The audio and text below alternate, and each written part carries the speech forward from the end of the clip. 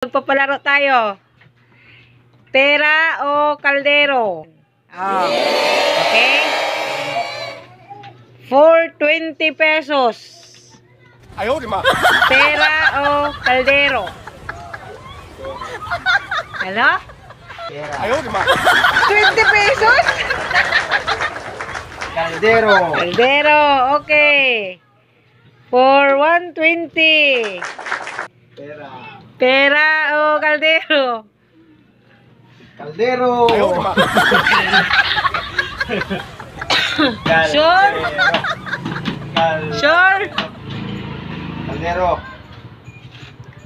Wala pa. Pag walang laman yung kaldero, di wala kang pera. Oh, no!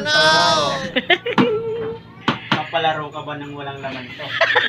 Kaldero ko. Baka... Mabibiling ako lang tatlo. Kaldero o pera? Ito. Nakita kanina, naglagay ka. Oh no! Kaldero, kaldero, kaldero. Ayaw ko niyan. Sure ka? Kaldero. Kaldero. Inga, buksan na nga ang kaldero.